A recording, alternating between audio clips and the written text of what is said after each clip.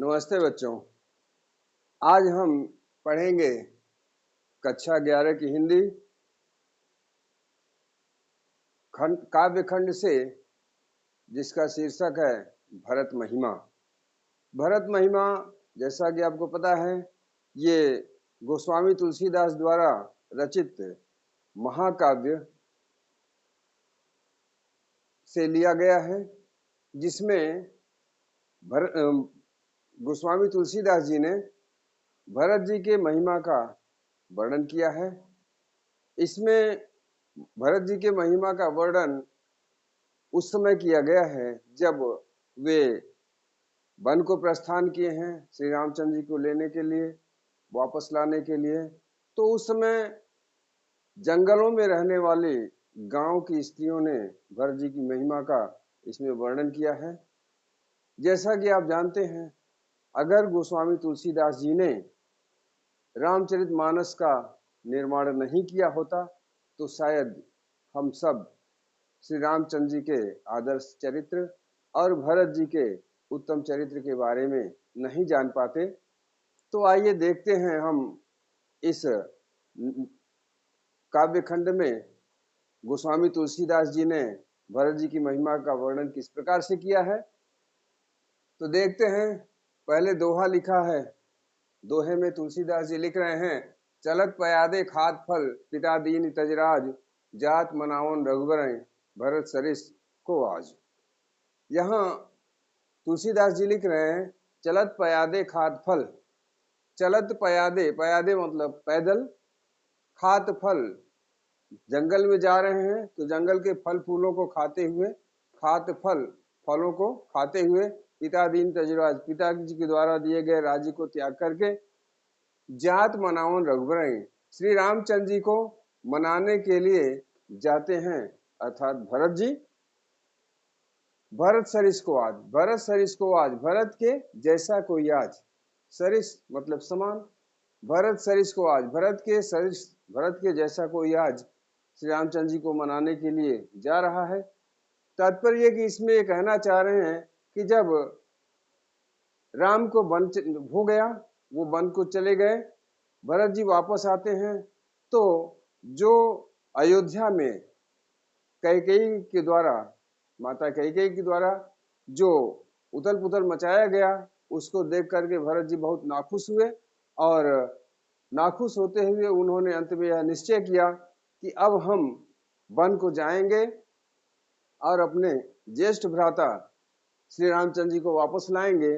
तो इस क्रम में जब वो वन को जाने लगे तो उनके साथ तमाम अयोध्यावासी, तीनों माताएं, राज्य के सभी अधिकारीगण, बड़ी संख्या में वहां के लोग राम को मनाने के लिए भरत जी के साथ प्रस्थान करते हैं।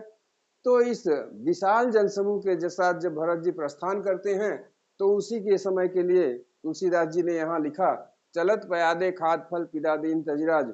जब भरत जी मनाने के लिए जाने लगे तो उनके साथ चलने वाले तमाम अयोध्यावासी जंगल के फल फूलों को खाते हुए पैदल ही श्री रामचंद्र जी को मनाने के लिए वन को प्रस्थान करते हैं। आगे लिख रहे हैं तुलसीदास जी, भायब भगत भरत आचरणु कहत सुनत दुख दूषण हरनु, जो किस कहब थोर सखी होई राम बंधु अस काहे न होई। हम सब सानुज भरत ही देखे भैन धन्य जुवती जन लेखे, सुनि गुण देख दशा पछताही कैकेयी जनन जोग सुत नाही। को कह दूषण रानी नाहिन विधि सब कीन हमहि जो दाहिन, कहाँ हम लोक वेद विधिहीनी लगती कुल करतूति मलिनी। बसहि कुदेश कुगांव कुबामा कहाँ दरस पूर्ण परिणामा, अस आनंद अचरिज प्रतिग्रामा जन्म भून कलब तब जामा। तो इस पूरे चौपाई में यहाँ 2 लाइन छोड़ने के बाद पूरा चौपाई है। तो इस चौपाई के माध्यम से तुलसीदास जी ने बताने का प्रयास किया, जब भरत जी प्रस्थान किए हैं तो जंगलों में पड़ने वाले तमाम गांवों की स्त्रियां भरत जी को देखकर उनकी विशेषता का वर्णन करती हैं, उनके गुणों का वर्णन करती हैं। जैसा श्री रामचंद्र जी के प्रति भरत के मन में भाव है, उस भाव को व्यक्त करती हैं। और माता कैकेयी और भरत जी के संबंधों के बारे में भी बताती हैं। वो कहती हैं कि माता कैकेयी भरत जी के लिए उपयुक्त मां नहीं है, जैसा कि इसमें लिखा है कैकेयी जनन जोग सुत नाही। ये बताती हैं कि माता कैकेयी के लिए योग्य पुत्र भरत जी नहीं है। तो इन सब बातों का वर्णन इसमें किया गया है। तो आइए देखते हैं। भायप भगत भरत आचरणु कहत सुनत दुख दूषण हरनु। भायप भगति, भाई के प्रति जैसी भक्ति भरत के आचरण में है, कहत सुनत दुख दूषण हरनु, उसको कहने और सुनने से दूषण हरनु, दुख दूषण हरनु, अत्यंत कष्ट साध्य दुख भी दूर हो जाता है।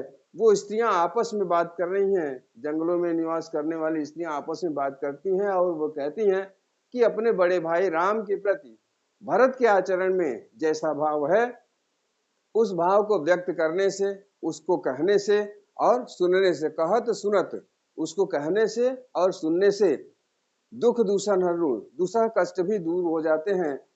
अत्यंत कठिन कष्ट, ऐसा कष्ट जिसे सहन करना मुश्किल है, वह कष्ट भी हरण हो जाता है, अर्थात दूर हो जाता है। जो किस कहब थोर सखी होई, राम बंधु अस काहे न होई। वो स्त्रियां आपस में कहती है कि हे सखी, जो कुछ कहब थोर सखी होई, कहती है कि हे सखी, उनके बारे में अर्थात भरत जी के बारे में हम आपस में जो कुछ भी कहेंगे वह थोड़ा ही होगा। राम बंधु अस काहे न होई, क्योंकि राम के भ्राता हैं तो ऐसा क्यों नहीं होंगे। वो राम जो पिता के एक वचन पर, पिता के एक बार कहने पर अयोध्या का समस्त राज्य छोड़कर वन को प्रस्थान कर जाते हैं, ऐसे राम के भाई हैं भरत जी, तो ऐसा क्यों नहीं होंगे। उन स्त्रियों के कहने का तात्पर्य यही है कि अगर वो राम के भाई हैं, उस राम के भाई हैं जो अपने पिता के एक वचन पर समस्त अयोध्या का राज्य छोड़ सकते हैं, तो भरत जी का स्वभाव ऐसा क्यों नहीं होगा। अर्थात राम के भाई हैं तो भरत के मन में राम के प्रति असीम भक्ति अवश्य ही होगी। हम सब सानुज भरतहि देखे, बहन धन्य ज्योति जन लेखे। वो सखियां आगे कह रही हैं कि हम सब सानुज भरतहि देखे, हम सभी स्त्रियों ने सानुज स अनुज अर्थात अपने छोटे भाई के साथ भरत को देखा, सानुज स अनुज अर्थात अपने छोटे भाई शत्रुघ्न के साथ हमने भरत जी को देखा। बहन धन्य ज्योति जन लेखे, और ऐसा हो करके, ऐसा देखने से हम सभी स्त्रियां धन्य हो गई। बहन धन्य ज्योति जन लेखे, हम सभी स्त्रियां धन्य हो गईं, जो कि हमें भरत जी अपने छोटे भाई के साथ दिखाई दिए। सुन गुण देख दशा पछताही, कैकेयी जनन जोग सुत नाही। सुन गुण, उनके बारे में सुन करके, उनके गुणों के बारे में सुन करके, देख दशा पछताही, और उनकी दशा को देख करके वो पश्चाताप करने लगती हैं। जंगल की स्त्रियां श्री भरत जी के गुणों के बारे में जानकर और उनकी दशा को देखकर, जैसा कि वेशभूषा बना करके वो वन को जा रहे हैं, यह वही वेशभूषा है जैसा वेशभूषा धारण करके श्री रामचंद्र जी वन को गए हैं, अर्थात तपस्वियों के बाना में। तो तपस्वियों की वेशभूषा अपना करके भरत जी भी प्रस्थान किए हैं अपने छोटे भाई शत्रुघ्न के साथ। तो वही स्त्रियां कह रही हैं कि भरत जी की दशा को देख करके और उनके गुणों के बारे में जान करके हम सभी पश्चाताप कर रही हैं। कैकेयी जनन जोग सुत नाही, और वो आपस में कहती हैं कि ये सखियां, कैकेयी जनन जोग सुत नहीं, भरत जी माता कैकेयी के योग्य सुत नहीं है, अर्थात भरत जी के लिए माता कैकेयी योग्य माता नहीं है। कहने का तात्पर्य है क्योंकि भरत जी में जो गुण है, माता कैकेयी में उसके विपरीत आचरण है, उसके विपरीत गुण है। भरत जी अपने बड़े भ्राता राम को पूज्य मानते हैं, आदर्श मानते हैं, उनको वापस लाने के लिए वन को प्रस्थान करते हैं, और माता कैकेयी राम जी को वनवास भेजती हैं। तो जहां माता कैकेयी राम को वन भेजती हैं, वही भरत जी राम को वन से वापस लाने के लिए जाते हैं। तो माता कैकेयी और भरत जी में समानता कहां से है। अर्थात माता कैकेयी और भरत जी में समानता हो ही नहीं सकती। एक वन को भेज रहा है और दूसरा वन वापस लाने के लिए जा रहा है। तो इस प्रकार से कह रहे हैं कैकेयी जनन योग सुतनाई, वो कह रहे हैं कि सखियां कैकेयी के लिए अर्थात माता कैकेयी के लिए भरत जी योग्य पुत्र नहीं है। को का दूषण रानी नाहिन, उनमें से कोई सखी कहती है कि इसमें दोष रानी का नहीं है, इसमें दोष रानी का नहीं है। को का दूषण रानी, दूषण मीन्स दोष, रानी नाहिन, रानी का नहीं है। विद सब की नियमय जो दाहिन, क्योंकि विधाता ने जो कुछ भी किया है वो हमारे भले के लिए किया है। हम जो विद सब की नियमय जो दाहिन, दाहिन मीन्स भले के लिए, क्योंकि दाहिना शुभ माना जाता है। तो ये कह रहे हैं दाहिन नाहिन विद सब कीन, विधि विधाता ने सब कीन हमारे लिए जो किया वो हमारे भले के लिए किया। अर्थात ये कि अगर राम जी भरत वनवास नहीं जाते, अगर राम को वन नहीं मिला होता, वो वन नहीं जाते, तो पहली बात तो हमें राम का दर्शन नहीं होता, और दूसरी बात ये कि राम के वन न जाने पर हम भरत को मनाने के लिए, भरत राम के वन जाने के पश्चात भरत जी जो उन्हें मनाने के लिए वनवास वन को गए, तो भरत जी भी वन न जाते राम को मनाने के लिए, तो हमें राम के भी दर्शन नहीं होते और भरत के साथ शत्रुघ्न के भी दर्शन नहीं होता। तात्पर्य कि विधाता ने जो राम को वनवास भेजने का सारा उपक्रम किया, उसमें रामचंद्र जी, माता कैकेयी और लक्ष्मण, साथ ही साथ भरत और शत्रुघ्न, ये सारे के सारे वनवास गए, वन को गए। और अगर विधाता ने यह सब नहीं किया होता तो हमें इन सब के दर्शन नहीं होते, क्योंकि इन सब का दर्शन मिलना किसी भी प्रकार से बुरा नहीं है, हर प्रकार से अच्छा है। इनका जो दर्शन पाले उसे परलोक की जरूरत नहीं, इसलिए कह रहे हैं विधि सब की हमें जो दाहिन, विधाता ने जो कुछ भी किया हमारे लिए वो अच्छा ही किया है। कहाँ हम लोग वेद विधिहीनी लगती कुल करतूति मलिनी, वो कह रहे हैं कहाँ हम लोग वेद विधिहीनी, कहाँ हम लोग वेद विधिहीनी, लोक की विधियों से हीन है, कहाँ हम लोक की वेदों और विधियों से हीन है, और लघुतीय कुल करतूति मलिनी, छोटे परिवार की स्त्रियां हैं। लघु तीय कुल, कुल मतलब परिवार, तीय मतलब पत्नी, लघु मीन्स छोटा। कहाँ हम छोटे परिवार की निम्न स्तर को जीने वाली स्त्रियां हैं, और करतूत मलिनी, हमारे कर्तव्य भी हमें मलिन करने वाले हैं, हमारे कार्य भी हमें मलिनता को ही प्रदान करने वाले हैं। अर्थात हम छोटे परिवार में, जंगलों में रहने वाली स्त्रियां, और सभ्य समाज से दूर रहने वाली स्त्रियां, और हमारे कार्य भी हमें मलिनता को प्रदान करने वाले हैं।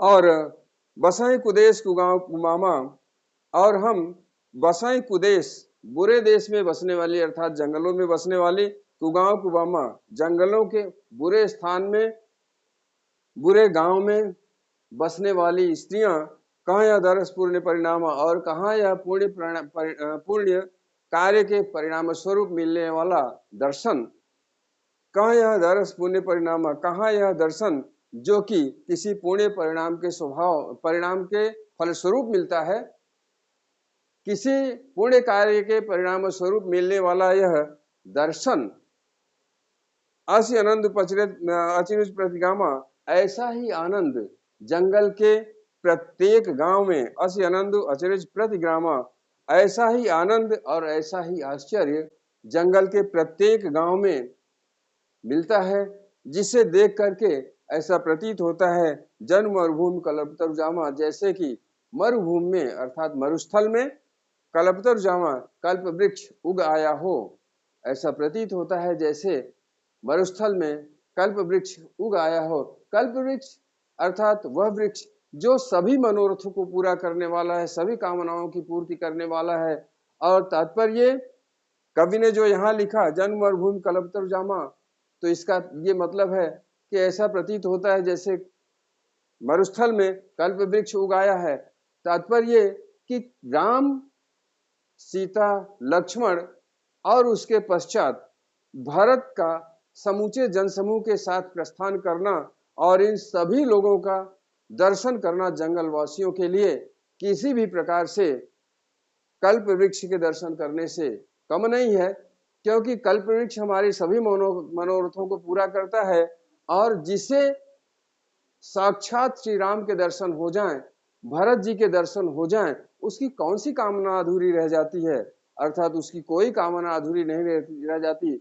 जिस प्रकार से कल्प वृक्ष मनुष्य के सभी मनोरथ को पूरा कर देता है, उसी प्रकार से श्री राम का दर्शन हो जाए, भरत का दर्शन हो जाए, तो व्यक्ति का कौन सा मनोरथ अधूरा रह जाएगा, अर्थात उसका कोई मनोरथ अधूरा नहीं रह जाएगा। इसीलिए कवि ने यहाँ स्पष्ट लिखा कि वो स्त्रियां कह रही हैं कि इनका दर्शन करना, भरत जी और शत्रुघ्न जी का दर्शन करना हमारे लिए किसी भी प्रकार से कल्प वृक्ष के दर्शन करने से कम नहीं है। तो ये रहा इस पद की व्याख्या, जिसमें हमने आपको बताया कि जंगल को जाते हुए भरत जी को देख करके जंगल में निवास करने वाली गांवों की स्त्रियां, जो कि बुरे देश में, बुरे स्थान पर, बुरी स्थिति में रहने वाली हैं, छोटे परिवार की हैं, उनके कार्य भी उन्हें मलिनता ही प्रदान करते हैं, किंतु ऐसा मलिनता प्रदान करने वाला कार्य करने वाली स्त्रियां भरत जी के दर्शन को पाकर के अपने आप को धन्य मानती हैं, और वो आपस में कहती हैं कि यह तो हमारा ऐसा सौभाग्य है जैसे कि हमने कभी किसी जन्म में कोई अच्छा कार्य किया हो, जिसके परिणाम स्वरूप हमें भरत जी के दर्शन प्राप्त हुए। तो ये रही इसकी व्याख्या। आइए देखते हैं काव्य सौंदर्य। तो जैसा कि आपको पता है, काव्य सौंदर्य में इसकी तुलसीदास जी ने जो रामचरितमानस की रचना किया है, वो संपूर्ण रामचरितमानस अवधी भाषा में है, इसमें कोई संदेह नहीं है, उनकी रचना अवधी भाषा में है। तो वैसे भी तुलसीदास जी ने जो रचना किया है, उनकी अक्सर करके भाषा जो है अवधी है, तो भाषा हम अवधी लिख लेंगे, अवधी भाषा है इनकी। शैली इनकी, जैसा कि आपको पता है, संपूर्ण रामचरितमानस प्रबंध काव्य है, तो उसी का एक अंश है ये। तो अंश होने के कारण ये प्रबंध ही रहेगा, अर्थात शैली प्रबंधात्मक हो जाएगी। प्रबंधात्मक और रस शांत होगा। रस शांत होगा, तात्पर्य कि इसको पढ़ने से मन में शांति का वास होता है, इसलिए जो शांति का वास दे वो रस शांत हो जाएगा। अलंकार में देखते हैं, यहाँ भायब भगत में और भायब भगत भरत, यहाँ कहत सुनत, यहाँ अंत्यानुप्रास हो गया। इसके बाद यहाँ शून्य गुण में अंत्यानुप्रास हो गया, यहाँ भी अनुप्रास हो गया। तो इस प्रकार से हम देखते हैं ये सब अनुप्रास अलंकार है। तो इसमें हम लिख लेंगे अनुप्रास, और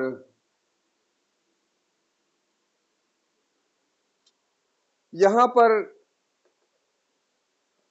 ये जनु, मरुभूमि जनु, और इसमें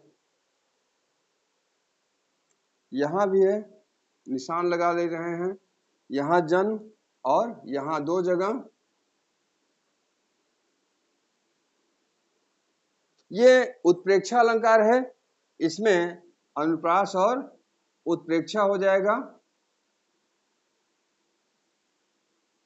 अनुप्रास और उत्प्रेक्षा अलंकार इस पूरे चौपाई में है, जैसा कि हमने यहाँ लिखा है, दो पंक्ति दोहा की है, और समूचा ये चौपाई है। ये चौपाई है, तो हम ये लिख सकते हैं दोहा और चौपाई। तो छंद में हो जाएगा दोहा और चौपाई। इस प्रकार से ये काव्य सौंदर्य रहा। तो आज का वीडियो हम यही समाप्त करते हैं। आपसे फिर कहना चाहते हैं कि हमारा वीडियो अच्छा लगे तो हमारे वीडियो को लाइक कीजिए, शेयर कीजिए, हमारे चैनल को सब्सक्राइब कीजिए। मिलते हैं अगले वीडियो में, तब तक के लिए धन्यवाद।